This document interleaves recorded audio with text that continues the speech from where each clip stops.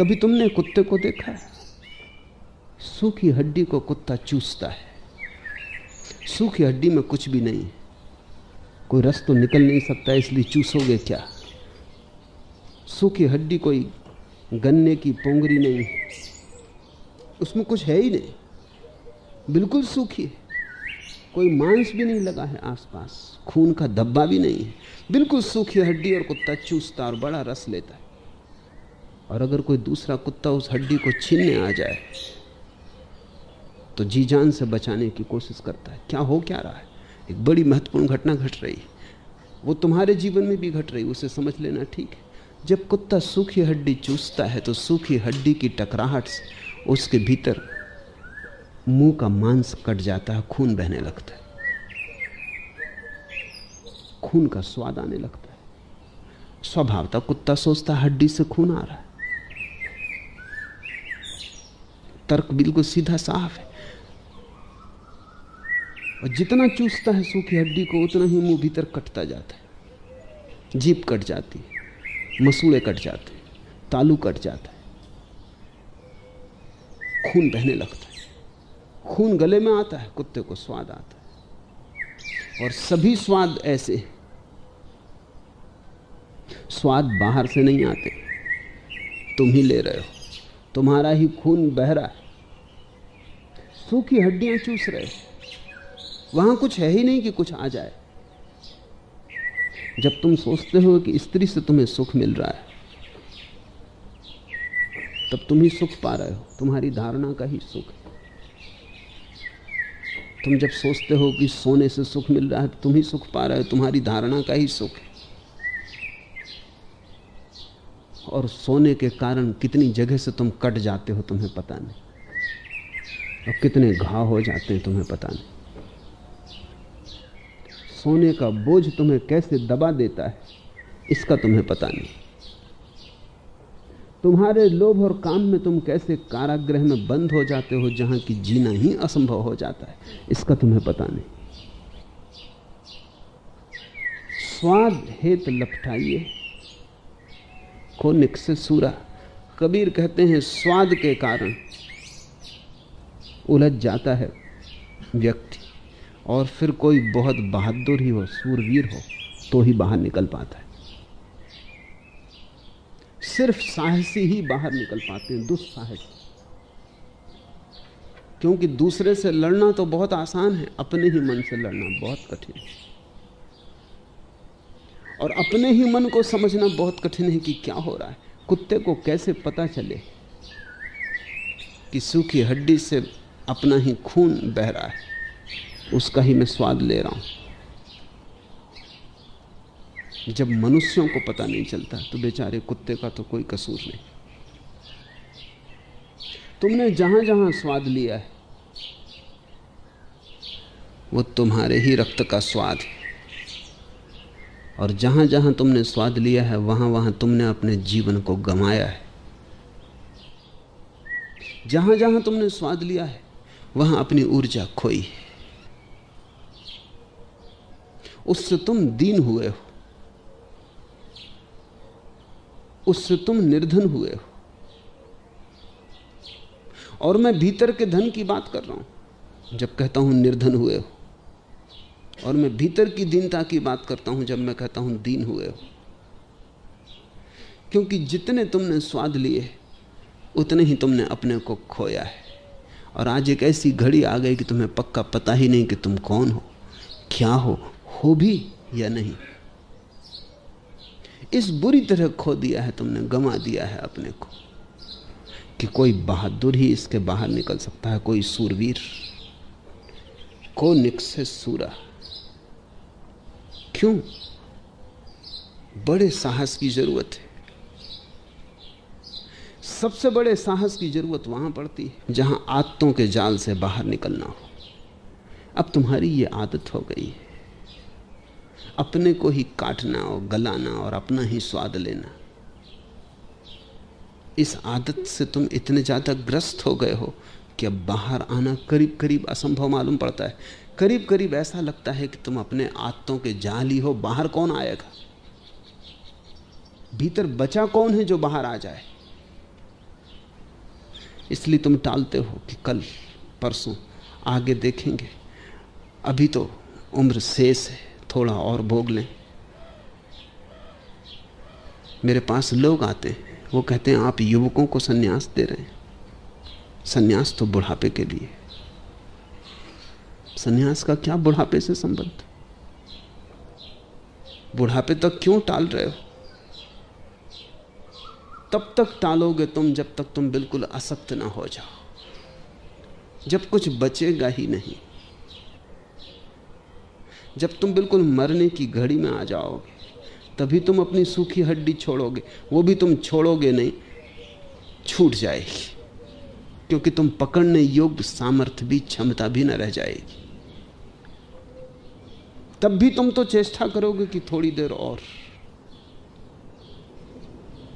क्योंकि बूढ़ा भी अपने को बूढ़ा थोड़ी मानता है, भीतर तो अपने को जवान ही मानता है, क्योंकि वासना कभी बूढ़ी होती ही नहीं। वासना सदा जवान है। शरीर थक जाए, मन नहीं थकता। शरीर टूट जाए, मन नहीं टूटता। मन कहता है चले जाओ और खींचो, थोड़ा और स्वाद ले लो। आखिरी मरते क्षण तक भी मन स्वाद से लपटाए रखता है। इसलिए कबीर कहते हैं स्वाद हेत लपटाइए को निकसे सूरा। जो निकल आए बाहर वो बड़ा वीर है। सन्यास केवल साहसियों के लिए है, संसार कायरों के लिए। बड़े से बड़ा साहस है जाग जाना और देख लेना स्थिति को। जागने में डर है, क्योंकि तुमने स्थिति में बहुत सा अतीत गंवा दिया है। ऐसा समझो कि एक आदमी आंख बंद किए कागज की नाव में बैठा सागर को पार कर रहा है, और तुम अचानक उसको कहो कि आंख खोलना, समझ ये कागज की नाव है, कहीं भी डुबा देगी। तो वो तुम्हें दुश्मन की तरह देखेगा, क्योंकि हो भला कागज की नाव, लेकिन जब तक पता नहीं है तब तक तो निश्चिंत है, तब तक तो वो नाव ही मान रहा है। अब तुमने उसे झंझट में डाल दिया, ये बता के कि ये कागज की नाव है, डूबेगी। अब मुश्किल खड़ी होगी, अब वो कपेगा और डरेगा और परेशान होगा, वो तुम पे नाराज होगा। अब तक सपना ही सही, लेकिन भरोसा तो ये था कि ठीक है पहुंच जाएंगे। धन में तुमने अपना जीवन गंवाया, आज अचानक कोई कहता है धन में कुछ भी नहीं है, तो तुम्हारा पूरा अब तक गंवाया जीवन व्यर्थ हो जाता है। एक आदमी 50 मील चल के आया और तुम कहते हो कि फिर लौटो, ये तो रास्ता ही नहीं। 50 मील वापस जाओ, वहीं से चौराहे से बदलाहट होगी, दूसरा रास्ता पकड़ना। पहला मन तो उसका तुम पर नाराज होने का होता है, क्योंकि तुम उसके 50 मील की यात्रा को खराब किए दे रहे हो। और फिर 50 मील जाना है उसे वापस, तो पहले तो वो तुम पर भरोसा ना करेगा। वो कोई ऐसा आदमी खोजेगा जो कहेगा कि नहीं ठीक हो, बिल्कुल ठीक जा रहे हो। इसलिए तो लोग ज्ञानियों के पास जाने से डरते हैं, भयभीत रहते हैं। कितने थोड़े से लोग बुद्ध के पास पहुंचे, कितने थोड़े से लोग कबीर के पास पहुंचे। क्यों इतना बड़ा विराट संसार? जब सत्य का कहीं आविर्भाव होता है तो दौड़ के नहीं पहुंच जाता। हजार कारण वो खोज लेते हैं न जाने के, जाने का कारण वो नहीं खोजते, क्योंकि भीतर एक भय है कि इस तरह के आदमी के पास जाने का मतलब ये है कि अब तक तुम जो थे, तुमने जो भी किया वो सब गलत। ये जरा जरूरत से ज्यादा घबराने वाला है, तो फिर पूरा जीवन अब तक का बेकार गया। तो तुम मूढ़ थे, ना समझ थे। ज्ञानी के पास जाने का भय ये है, वही भय जो ऊंट को हिमालय के पास जाने से लगता है। इसलिए ऊंट रेगिस्तान में रहते, हिमालय की तरफ नहीं जाते। रेगिस्तान में वही हिमालय। जब तुम ज्ञानी के पास जाते हो तो अचानक तुम्हारा अज्ञान साफ होता है, घबराहट होती है। ज्ञानी की प्रकाश रेखा के समक्ष तुम्हारी अंधेरी रेखा बिल्कुल प्रकट हो जाती। तो आदमी मित्रता अपने से ज्यादा अज्ञानियों की करता है। कोई साहसी, कोई सूरवीर ही ज्ञानियों के पास जाता है। इससे बड़ा कोई साहस नहीं है कि कोई इस बात को समझने को राजी हो कि अब तक जो मैं था वो गलत था। इससे बड़ा कोई साहस नहीं है कि अब तक जिस रास्ते पे मैं चला वो भ्रांत था और मैं फिर से आबासा से शुरू करने को राजी हूं। मन समझाएगा कि इतने दिन चल रही है, थोड़े दिन और बचे, अब क्यों परेशानी में पड़ते हो, थोड़े दिन और गुजार लो इसी रास्ते पर। पहुंचे नहीं पहुंचे, लेकिन पहुंचने की आशा तो बनी है। मेरे एक शिक्षक थे, आस्तिक थे, भजन कीर्तन पूजा पाठ करते। मैं जब भी गांव जाता, मुझे स्कूल में पढ़ाया था तो उनको मैं मिलने जाता, कुछ बात होती। एक बार मैं गांव गया तो उनका लड़का आ गया और मुझे कह गया कि आप घर मत आना। पिताजी ने खबर भेजी, यद्यपि वे दुखी हैं लेकिन असमर्थ हैं, आप घर मत आना। मैंने कहा एक बार तो आऊंगा, कम से कम ये पूछने की मामला क्या है, फिर कभी नहीं आऊंगा। मैं गया तो वो रोने लगे और उन्होंने कहा कि वर्ष तुम्हारी राह देखता हूं, कब आओगे, पर मैं बूढ़ा आदमी हूं और तुम सब गड़बड़ कर देते हो। मेरी पूजा ठीक चलती है, प्रार्थना ठीक कर लेता हूं, मंदिर जाता हूं, उपवास करता हूं, और अब बूढ़ा आदमी हूं और तुम जब आते हो तो तुम सब गड़बड़ कर देते हो कि इस पूजा से कुछ भी ना होगा, ये प्रार्थना व्यर्थ है, ये उपवास क्यों अपने को भूखा मार रहे हो, और तुमसे मैं भयभीत हो गया और अब मेरी मौत करीब है, कृपा करके अब तुम मुझे मत डगमगाओ, मैं जैसा हूं, क्योंकि अब इस क्षण में नए रास्ते पर जाना मुश्किल है।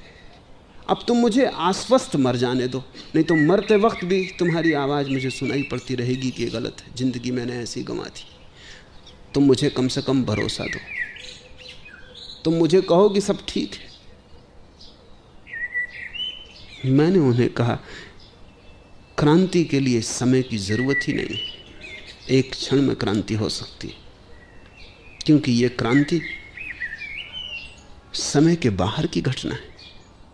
तो तुम ये मत सोचो कि जिंदगी भर गंवा दी, तो अब एक क्षण में, अब थोड़े से दिनों में, थोड़ा सा समय जो हाथ में बचा है, हाथी तो निकल गया, पूंछ ही बची, अब कैसे बदलाहट होगी। तुम ये बात ही छोड़ो, 100 साल अंधेरा रहा हो घर, दिया जलाओ, एक क्षण में अंधेरा विलीन हो जाता है। इससे भयभीत मत रहो कि अब 100 साल दिया जलाना पड़ेगा, तब 100 साल का पुराना अंधेरा दूर जाएगा। ये गणित यहाँ लागू नहीं है, और अंधेरा ये भी नहीं कह सकता कि मैं 100 साल पुराना हूँ, इसलिए इतनी जल्दी नहीं जाऊंगा। एक क्षण में घटना घट सकती है, लेकिन मन गणित करता है और मन कहता है अब आखिर में आश्वस्त मर जाने दो। आश्वस्त तुम मर ही नहीं सकते, क्योंकि तुम्हें खुद ही भरोसा नहीं, और मैं तुम्हें नहीं डिगा रहा हूं, तुम खुद ही जानते हो कि तुम जो कर रहे हो वो थोथा है, अन्यथा मैं कैसे डिगाऊंगा। गलत करने वाला बिल्कुल भली भांति जानता है, कितना ही समझाए, कितना ही अपने को उलझाए, कितना ही शब्दों का जाल रचे, सांत्वना का घर बनाए, गलत करने वाला गहन तल पे जानता है कि गलत हो रहा है। मुल्ला नसरुद्दीन मर रहा था, जिंदगी भर अल्लाह का नाम लिया, प्रार्थना, पूजा, मस्जिद, कुरान का पाठ किया नियमित, और मरते वक्त आखिरी क्षण में उसने जोर से कहा कि हे शैतान, हे अल्लाह, कृपा कर। पास खड़े मौलवी ने पूछा कि नसरुद्दीन मरते वक्त ये क्या कह रहे हो? उसने कहा कि अब सच्ची बात ही कह दूं, मुझे पक्का नहीं है कि अल्लाह मालिक है दुनिया का कि शैतान, और कभी पक्का नहीं रहा, और मरते वक्त दोनों को राजी कर लेना उचित है, जो भी हो। ये मौका कोई जिद करने का नहीं, जीवन भर का संदेह मरते क्षण में उठाएगा, ऊपर आ जाएगा। मरते क्षण में तुम धोखा न दे पाओगे, जीवन में भला धोखा दिया हो, मरते क्षण में सत्य जाहिर हो जाएगा। मरते क्षण में तुम जानोगे सोना मिट्टी था, मरते क्षण में तुम जानोगे कि कोई स्त्री सुख देने वाली नहीं थी, कोई पुरुष सुख देने वाला नहीं था। मरते क्षण में तुम जानोगे कि जिंदगी गंवाई, लेकिन तब करने को कुछ भी ना बचेगा। सूरवीर वही है जो मरने के पहले मरने की हिम्मत रखता है। और क्या मतलब होता है सूरवीर का? कायर किसको कहते हो तुम? कायर उसको कहते हो कि जहां भी मरने की बात उठी कि वो भागा, उसने पूंछ दबाई। सूरवीर वही है जो जीवन के लिए जीवन को दांव पे लगा सकता है। सूरवीर का अर्थ जो जीवन के लिए जीवन को गंवा सकता है, जो मरने के लिए भी तैयार है, जिसकी तैयारी में आखिरी तैयारी सम्मिलित है, मरने की तैयारी। और हम पढ़ेंगे आगे, कबीर कहते हैं कि जो जीते जी मरने की कला जानता है वही केवल परमात्मा को उपलब्ध होता है। मरते तो सभी हैं मरते वक्त, सन्यासी वही है जो मरने के पहले मर जाता है और जो कह देता है इस जीवन में कोई सार नहीं, इस जीवन के लिए मैं मरा हुआ मैं एक नया जीवन की शुरुआत करता हूं और एक नए प्रकाश पथ की यात्रा। बाहर खोज कर देख लिया, नहीं कुछ पाया, अपने ही मन की भ्रांतियां थीं, अपने ही मन का फैलाव था। अब पसारा वापस उठा लेता हूं, जाल उठा लेता हूं, अब भीतर की यात्रा पर चलता हूं। अंतर यात्रा निर्णय है साहस का। बाहर की तरफ तो सभी जाते हैं, भीतर की तरफ कोई सूरवीर। बाहर की तरफ तो पशु भी जाते हैं, पक्षी भी जाते हैं, पौधे भी जाते हैं। तुम्हारा कुछ गुण गौरव नहीं कि तुम बाहर की तरफ जाते हो। भीतर की तरफ न पशु जाते हैं, न पक्षी जाते हैं, न पौधे जाते हैं, केवल मनुष्य जा सकता है। सभी मनुष्य नहीं जाते, कोई सूरवीर जा सकता है। अंतर यात्रा सबसे कठिन यात्रा है। चांद पर पहुंचना आसान, क्योंकि वो भी बाहर की यात्रा है। गौरी शंकर पर चढ़ जाना आसान, क्योंकि वो भी बाहर की यात्रा है। अपने भीतर आ जाना सबसे कठिन यात्रा है, क्योंकि उस भीतर आने में तुम्हें अपने जन्मों जन्मों के आत्तों के जाल तोड़ने पड़ेंगे। जन्मों जन्मों के स्वाद व्यर्थ हैं, ऐसे जानने की क्षमता जुटानी पड़ेगी। और अब तक तुमने जो भी किया वो सपना था। इसे झेल लेने की हिम्मत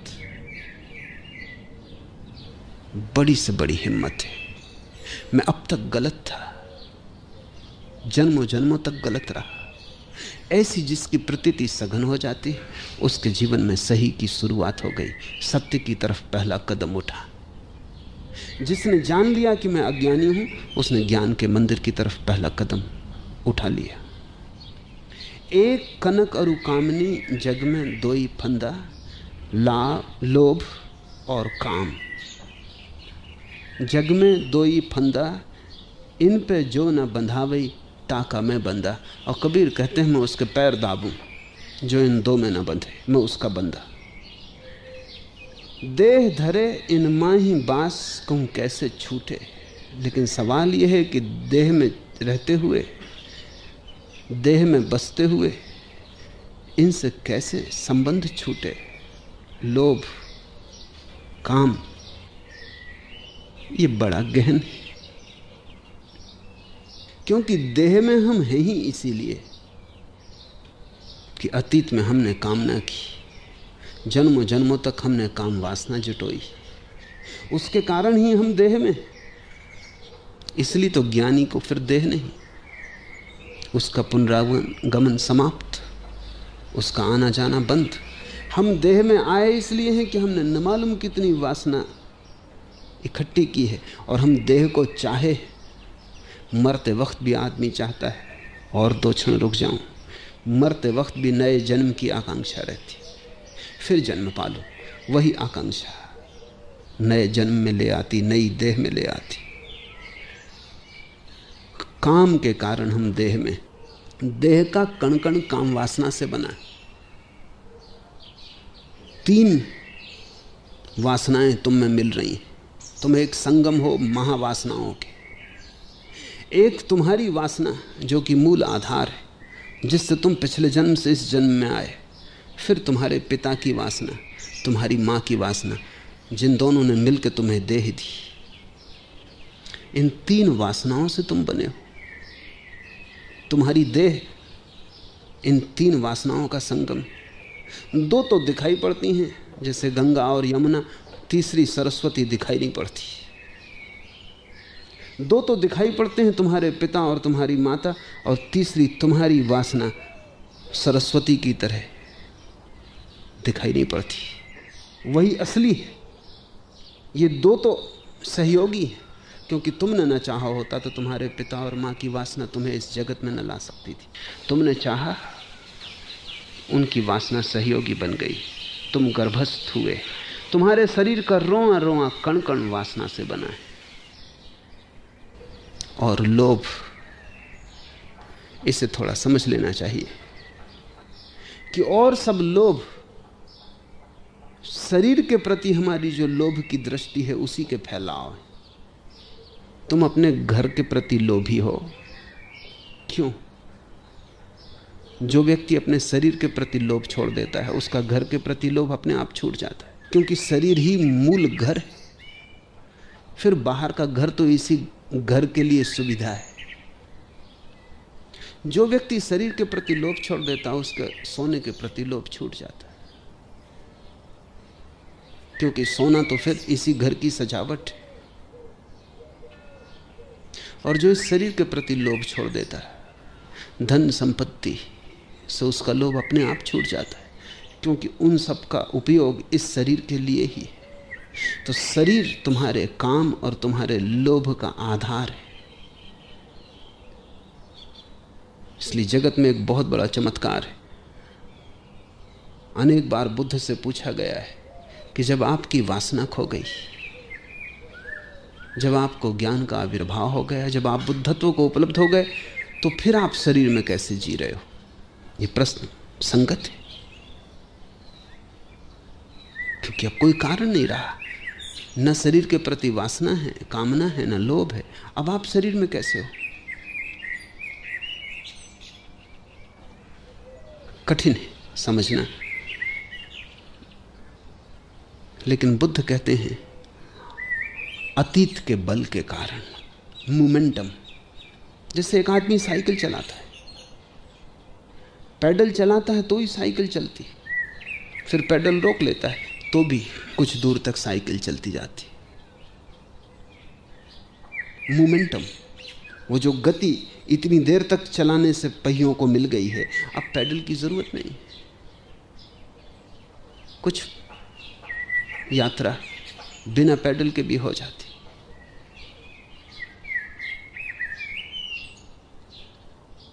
शरीर, लोभ और काम, ये 2 उसके पैडल। इन दोनों से ही शरीर टिका है। इसलिए बुद्ध पुरुष भी जी जाते हैं थोड़े दिन, लेकिन उनका जीना बड़ा कठिन हो जाता है। लोग आमतौर से सोचते हैं कि बुद्ध पुरुष बहुत स्वस्थ होते होंगे, गलत है। बुद्ध पुरुष बड़ी मुश्किल में जी पाते। जैसा तुम्हें पता होगा, अगर तुम साइकिल चलाते हो, चलती है लेकिन कब गिरी कब गिरी। बिना पैडल के भी थोड़ी चलती है, लेकिन कभी भी गिरना बना रहता है। बुद्ध पुरुष का संबंध शरीर से तो टूट जाता है। अब वो शरीर में ऐसे है जैसे नहीं है। ऐसे जैसे तुम वृक्ष की जड़ें उखाड़ लो तो भी 2-4 दिन हरा रह जाता है, बस।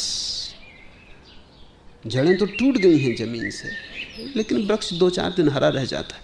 इतनी संचित जल राशि उसके भीतर है जिससे हरा रह जाता है। संचित बल है अतीत का जिससे हरा रह जाता है। बुद्ध भी, महावीर, रमन, रामकृष्ण कैंसर से मरे, रमन भी कैंसर से मरे।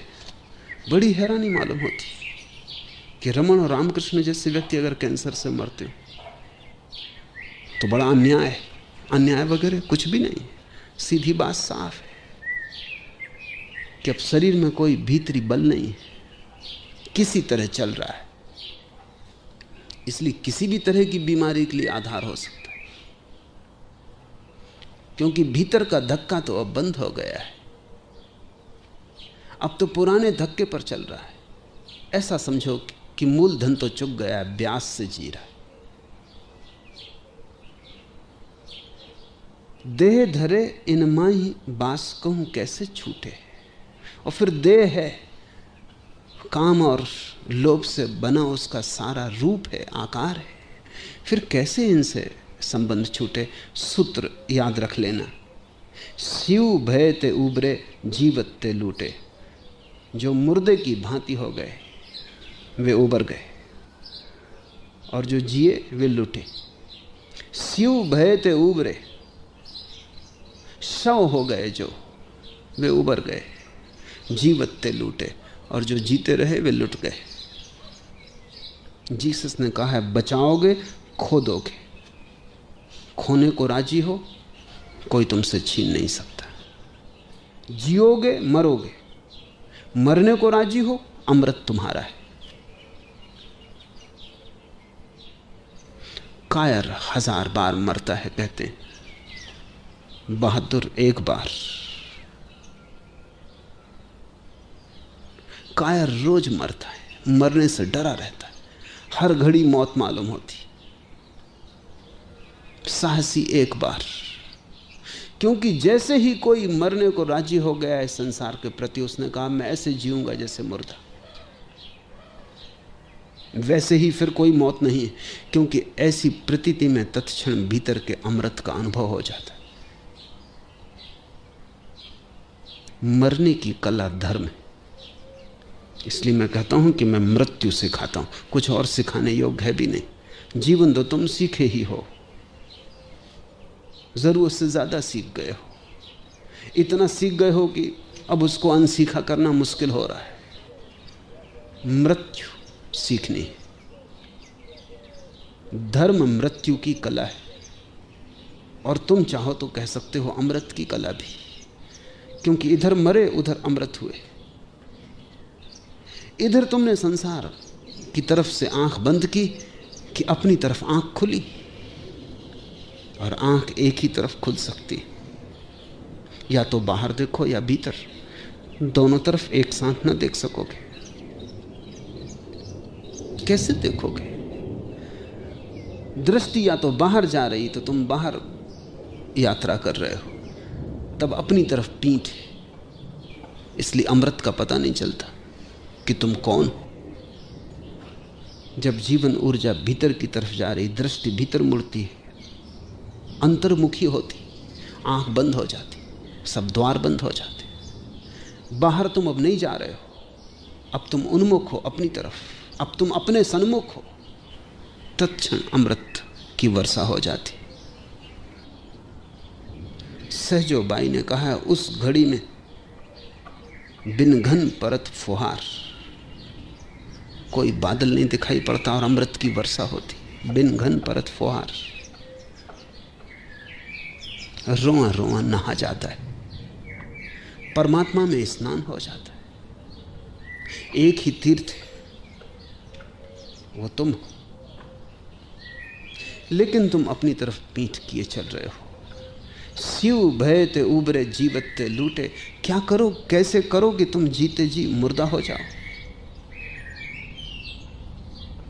ऐसा हुआ, रूस में एक बहुत बड़ा विचारक और लेखक हुआ दोस्तोयेव्स्की। वो जब जवान था तो क्रांति के कारण पकड़ा गया और जार ने उसे मृत्यु का दंड दिया। 10 और साथी थे, सबको मृत्यु का दंड मिला। एक दिन सुबह 6 बजे उनको गोली मार देने का तय था। गड्ढे खोद दिए गए, 10 को गड्ढों के ऊपर खड़ा कर दिया गया। सैनिक संगीने लेकर खड़े हो गए। चर्च की घड़ी में देख रहे हैं कि जैसे 6 का घंटा बजे और कांटा 6 बजाए, गोली मार दी जाए। एक एक पल भारी हो गया होगा। 5 मिनट बचे, 4 मिनट बचे, 2 मिनट बचे, कि 1 मिनट बचा, कि अब सेकंड सेकंड का हिसाब होने लगा होगा। सबकी आंखें घड़ी पे टकी। 6 बजे घड़ी का घंटा हुआ। गोली चलती इसके पहले एक घुड़सवार आया, भागा हुआ, संदेश दिया कि मृत्यु की सजा आजीवन कारावास में बदल दी गई है। लेकिन जैसे ही 6 की घड़ी का घंटा बजा, एक आदमी तो गिर गया, ये सोच के कि मर गए, खत्म हुआ मामला। एक आदमी तो गिर गया, खबर दे दी गई कि घबराएं मत, आजीवन कारावास में बदल दी गई है सजा। लेकिन वो आदमी जिंदगी भर जिंदा रहा, लेकिन और ही ढंग से जिंदा रहा। वो लोगों से कहता मैं तो मर गया। लोग उसे पागल समझते, लोग उसका मजाक उड़ाते, लेकिन उसकी आदमी की जिंदगी में क्रांति हो गई। न लोभ रहा, न मोह रहा, न कोई लगाव रहा, न कोई आसक्ति रही। रहता, चलता, उठता, बैठता, काम करता। लेकिन जब भी कोई उससे पूछता तो वो कहता कि फला तारीख को सुबह 6 बजे मैं मर गया। अचानक वो आदमी संन्यास्त हो गया। दोस्तोवस्की भी उनमें एक था, उसने भी लिखा है कि उस घड़ी के बाद मैं दूसरा ही आदमी हो गया, क्योंकि पक्का ही मान लिया था कि मौत होने ही वाली है। 6 बजते बजते साफ हो गया था कि बस खत्म हो गए। फिर बच गए, लेकिन उस घड़ी जो खत्म होने का भाव हो गया वो क्रांति ले आया। संन्यास्त ऐसी ही भाव दशा है कि तुम्हारा बोध एक ऐसी जगह आ जाए जहां तुम इस बात को ठीक से समझ लो कि इस जिंदगी में कुछ भी पाने जैसा नहीं, इस जिंदगी में सिवाय मौत के और कुछ मिलता ही नहीं। बोध इतना सघन हो जाए कि तुम अपने हाथ से ही कह दो कि हम मर गए। उसी दिन से तुम जल में कमलवत हो जाओगे, चलोगे, काम करोगे, उठोगे, बैठोगे, लेकिन जीवन का जो स्वाद है, जो रस है, वो खो जाएगा। बाहर की तरफ जो दौड़ है वो मिट जाएगी। रहे तो ठीक, न रहे तो ठीक, सब बराबर हो जाए। कभी इसका छोटा सा प्रयोग करो, एक 7 दिन के लिए सही, कि 7 दिन के लिए ऐसे जियोगे जैसे मर गए। कोई गाली देगा तो क्रोध का कोई उपाय नहीं, क्योंकि तुम मर गए। कोई जेब से पैसे निकाल ले तो क्या करोगे? ऐसा हुआ कि मुल्ला नसरुद्दीन अपनी पत्नी से पूछता था कि इस बात का पक्का कैसे होता होगा जब आदमी मर जाता है, उसको खुद के मैं मर गया। वो कभी कभी बड़े दार्शनिक सवाल उठा लेता। पत्नी ने कहा सिर ना खाओ और बेकार की बातें मत उठाओ, जब मरोगे तब पता चल जाएगा, हाथ पैर ठंडे हो जाएंगे। अब और क्या कहे। एक दिन गया था जंगल में लकड़ी काटने, सर्दी के दिन थे और ठंडी हवा चल रही थी, हाथ पैर ठंडे होने लगे। उसने कहा मारे गए। कुल्हाड़ी नीचे पटक के, जैसा कि मुर्दा आदमी को करना चाहिए, वो जल्दी से लेट गया। अपने गधे को जिस पर लकड़ी ले जानी थी वो उसने वृक्ष से बांध रखा था, वो लेट गया, आंखें बंद कर ली। उसने कहा अब कुछ करने को नहीं बचा, मामले ही खत्म, हम घर खबर भी नहीं भेज सकते, कोई है भी नहीं, और हाथ पैर ठंडे हो रहे हैं, जाहिर है पत्नी ने ठीक कहा था, वो बिल्कुल मर गया। तभी 2 भेड़िए आ गए और उन्होंने हमला किया गधे पर। मुल्ला नसरुद्दीन ने कहा क्या कर सकता हूँ, कहाँ से आज जिंदा होता है तो ये भेड़िए मेरे गधे के साथ ऐसा व्यवहार न कर पाते, मगर अब बात खत्म हो गई। अगर तुम 7 दिन के लिए भी सोच लो कि मर गए, तुम्हें जीवन का एक नया दर्शन होगा। कोई गाली देगा, तुम सुनोगे, करोगे क्या? जब मर जाओगे और कब्र में पड़े रहोगे और कोई आदमी आके गाली देगा तो क्या करोगे? च्वांग तजू एक मरघट से निकलता था, एक खोपड़ी में लात लग गई, किसी की खोपड़ी पड़ी थी, उसने बड़ी क्षमा मांगी। उसके शिष्यों ने कहा क्या नासमझी कर रहे हो, बुढ़ापे में सठिया गए, इस खोपड़ी से क्या माफ़ी मांगनी? च्वांग तजू ने कहा ये कोई छोटे लोगों का मरघट नहीं, सिर्फ राजा महाराजा यहाँ दफनाए जाते हैं, पता नहीं कौन हो और पीछे झंझट दे। अरे उन्होंने कहा ये मर चुका है, इसकी राजा हो कि महाराजा की भिखारी सब बराबर, मौत बिल्कुल समाजवादी। तुम इसकी फिक्र छोड़ो, तुम्हारा दिमाग खराब हो गया। इतने बड़े ज्ञानी पुरुष, लेकिन च्वांग तसू खोपड़ी को साथ ले आया। जिंदगी भर उसने उसको अलग ना किया, उसको हमेशा बगल में रखे रहता। लोग कहते कि जरा अच्छा नहीं मालूम पड़ता, भद्दा लगता, ये आप क्या करते हो? च्वांग तसू कहता इससे मुझे याद बनी रहती कि आज नहीं कल मेरी खोपड़ी मरघट में पड़ी होगी। तुम जैसे लोग निकलेंगे तो माफ़ी भी नहीं मांगेंगे, पैर मार देंगे और मैं कुछ भी ना कर सकूंगा। तो क्या फ़र्क है, आज भी कोई सिर में मार जाता है तो मैं इस खोपड़ी की तरफ देख लेता हूँ। खोपड़ी तो यही है, अभी चमड़ी से ढकी है, कल चमड़ी से ढकी नहीं होगी, और क्या फ़र्क होगा। और जब जिंदगी तो 70 साल की, 80 साल की, बहुत बहुत, और खोपड़ी पड़ी रहेगी न मालूम कितनी सदियों तक मरघट में। कितने लोग निकलेंगे, कितने लोग ठोकर मारेंगे, कोई क्षमा भी न मांगेगा। जब अनंत काल तक ये व्यवहार होना ही है तो 70 साल के लिए क्यों व्यर्थ का विवाद उठाना। 7 दिन के लिए भी अगर तुम तय कर लो, तुम दोबारा वही आदमी ना हो सकोगे।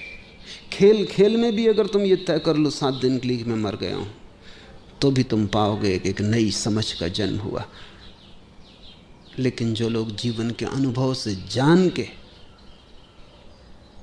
मृतवत हो जाते हैं, उनका तो कहना क्या। तब वे जीते हैं जहां तुम जी रहे हो, तुम जैसे ही जीते हैं, सब काम करते हैं, जो जरूरी है वो होता है, लेकिन उनके जीवन में फिर उन्माद नहीं रह जाता। लोभ, काम, क्रोध उनके जीवन से तिरोहित हो जाते हैं। क्योंकि लोभ, काम, क्रोध तो जीवन की आकांक्षा के हिस्से, जीवेषणा, लस्ट फॉर लाइफ, वो जो जीने की आकांक्षा है, वही तो लोभ, काम, क्रोध बन गई है।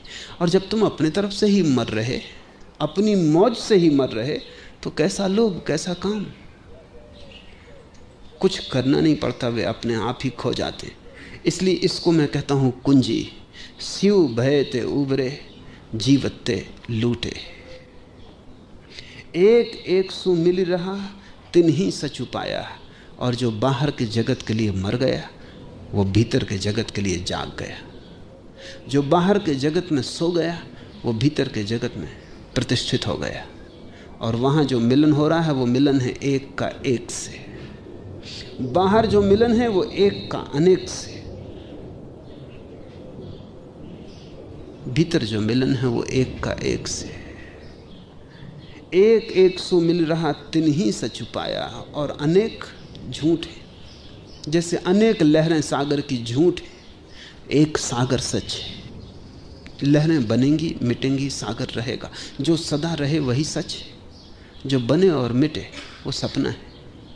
अनेक असत्य है, एक ही सत्य है। एक एक सु मिल रहा, तिन ही सच पाया। जो एक से मिल गया, उसने सत्य पा लिया। प्रेम मगन लौलीन, मन सो बहिर ना आया। और वहां जो घटना घटती है, वो बड़ी अनूठी। प्रेमी, प्रेम पात्र दोनों ही वहां मिट जाते हैं और प्रेम ही शेष रह जाता है। जब प्रेमी मिलता है इस संसार में भी बाहर किसी प्रेम पात्र से, तो वो दो होते हैं। और फिर जीवन भर यही तो कोशिश होती है कि किस भांति एक हो जाएं, और नहीं हो पाते। इसलिए जीवन में दुख और पीड़ा होती, वो हो ही नहीं सकता बाहर। एक होने का कोई उपाय नहीं। कितनी ही चेष्टा करो, जितनी चेष्टा करो उतनी असफलता हाथ लगती। इसलिए प्रेमी बड़े दुखी हो जाते हैं। उनकी आकांक्षा तो सच है, जहां वो आकांक्षा को पूरा करने की चेष्टा कर रहे हैं वो स्थान गलत है। वो आकांक्षा भीतर तृप्त होगी। उनकी प्यास तो सही है, लेकिन जिस सरोवर पर वो बैठे हैं वो सूखा है, वहां जल नहीं है। जैसे ही कोई भीतर आया, वहां तत्क्षण जैसे एक ज्योति आया और दूसरी ज्योति से मिलकर एक हो जाए। दो दियों की ज्योतियों को पास रखो, दिए तो दो ही रहेंगे, ज्योतियां एक हो जाती। दिए तो कैसे एक हो सकते हैं? दिए तो अनेक दुनिया का, अनेक की दुनिया का हिस्सा है। शरीर दिया है मिट्टी का, उसके भीतर जलती आत्मा की ज्योति है। तुम दियों को एक करने की कोशिश कर रहे हो, बड़ी मुश्किल में रहोगे। अड़चन ही अड़चन हाथ लगेगी, असफलता अंत में, विषाद, संताप, चिंता, रोग, लेकिन कभी तुम स्वस्थ ना हो पाओगे। ज्योति मिल सकती है, क्योंकि ज्योति निराकार है। एक ज्योति दूसरी ज्योति के आकार से टकराती नहीं, आकार है नहीं। एक ज्योति दूसरी ज्योति में ऐसी लीन हो जाती जैसे वो सदा से एक थी। तुम फर्क भी ना कर पाओगे। गंगा और जमुना भी मिलती हैं तो तुम फर्क कर सकते हो कि ये रही गंगा, ये रही जमुना, रंग अलग अलग। लेकिन जब दो ज्योतियां एक से मिलती हैं तो तुम कोई फर्क ना कर पाओगे। अंतर ज्योति, जब तुम भीतर जाते हो, अचानक एक लपक और सिर्फ एक बचा। वहां न प्रेमी है, न प्रेसी है, न भक्त है, न भगवान है, सिर्फ प्रेम ही बचा। ऊर्जा बची, ज्योति बची। प्रेम मगन लौलीन, मन सो बहिर न आया। और जो ऐसा प्रेम मगन हो गया वो फिर दोबारा नहीं आता। उसके आने की कोई जरूरत न रही, उसका पाठ पूरा हो गया। कहे कबीर निश्चल भया, निर्भय पद पाया। और जो ऐसे अंतस में प्रवेश कर गया, उसकी ज्योति स्थिर हो गई। अब उसमें कोई कंपन नहीं, निश्चल। कोई हवा के झोंके अब उसे कपाते नहीं, क्योंकि भीतर कोई हवा के झोंके पहुंचते ही नहीं। जब तक तुम बाहर हो तब तक तुम कपते ही रहोगे। वहां हजार तूफान चल रहे हैं, लेकिन जब तुम भीतर अपने घर में लौट आए, वहां कोई तूफान कभी नहीं पहुंचता। वहां निश्चल। कहे कबीर निश्चल भया, निर्भय पद पाया। और जब चेतना निश्चल होती तभी निर्भय होती, उसके पहले निर्भय हो नहीं सकती, भय से कपती रहती। संसार ता दिन का गया, सतगुरु समझाया। कबीर कहते हैं जिस दिन सतगुरु ने ये बात समझा दी, ये कुंजी थमा दी, उसी दिन सब शंका मिट गई। उसी दिन सब मन के संदेह खो गए। लेकिन समझ बड़ी कठिन है। बुद्धि से समझ का नाम समझ नहीं। तुम समझ रहे हो मैं जो समझा रहा हूं, इसमें कोई अड़चन नहीं है, बात सीधी साफ है। तुम्हारी बुद्धि कहती ठीक है, मगर इससे तुम्हारा संशय ना मिटेगा। अभी कहेगी ठीक है, घड़ी भर बाद हजार संशय खड़े कर देगी, क्योंकि बुद्धि की समझ असली समझ नहीं है। जब तुम अपने तन प्राण से, जब तुम हृदय से, जब तुम अपनी समग्रता से समझोगे, तभी। सतगुरु के समझाने से नहीं, तुम्हारी समग्रता की समझ से। सतगुरु तो समझाते रहे और तुम न मालूम कितने सतगुरुओं को पार कराए और समझे नहीं। तुम्हारी समग्रता से, प्राणपण से, तुम्हारे पूरे अस्तित्व से जब तुम समझोगे, संसार ता दिन का गया, सतगुरु समझाया। समझाने को कुछ है भी नहीं, छोटी सी बात है, कस्तूरी कुंडल बसे। आज इतना है।